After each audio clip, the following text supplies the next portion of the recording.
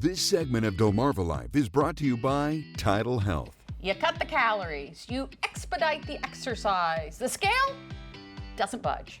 It's something too many of us are all too familiar with, especially as we age. And if you can relate, let me tell you, you're not alone. According to the CDC, I think I'm one of these people, 73% of adults are overweight or obese. If you're thinking about giving up and settling for the happy, fat lifestyle, you might want to think again. With more on why is Dr. Melina Ingram of Tidal Health Medical Weight Loss and Bariatric Nutrition. Good afternoon. Good afternoon. Hi. I'm doing good. How are you all? We're great. We're great.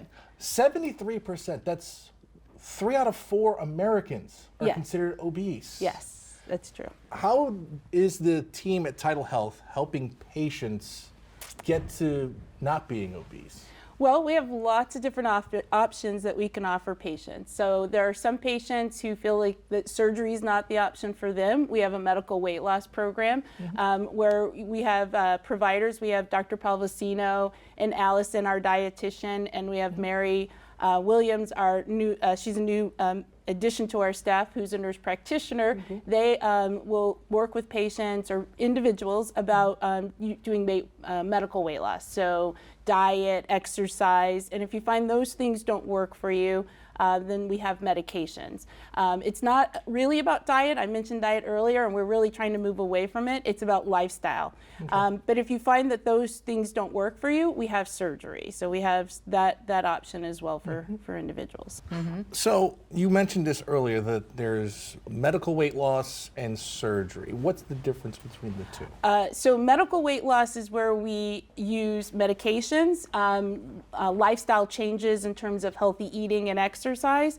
Surgery is where we actually do modifications to your anatomy in terms of decreasing the size of your stomach, moving things around, moving your intestines around. I shouldn't say things, your intestines around. And by doing that, we help people restrict their calorie intake and change their absorption of calories.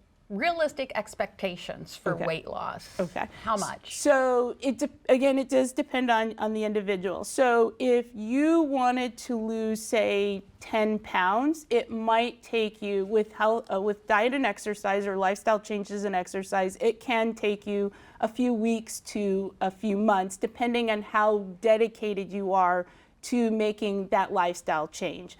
Cutting your calories and exercising will speed up the process. If you mainly we tend to tell patients that it's exercise helps, but dietary changes are what are the long-term benefit.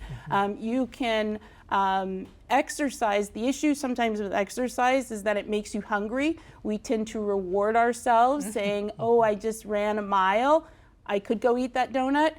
It doesn't really work that way, but so sometimes we subconsciously do that. So just relying on exercise may not be the best way to get the weight off, but definitely making dietary changes are what you have to do. And it has to be about a lifestyle change for it to be sustainable. Sure. And a lot of people think weight loss, it's physical.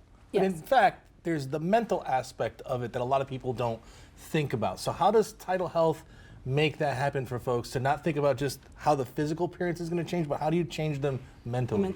So what we do a lot is really try to focus on encouraging people to think about it as a lifestyle change, and that it's not a quick process, but a long-term process. And then we have support groups that we have online support groups, and then we also have in-person monthly that patients can come and meet other patients who are working on the same process as them, and our staff. So we try to encourage patients to come back to see us so that we can help them, because we recognize that it's not quick fix, it's a long-term fix. Right.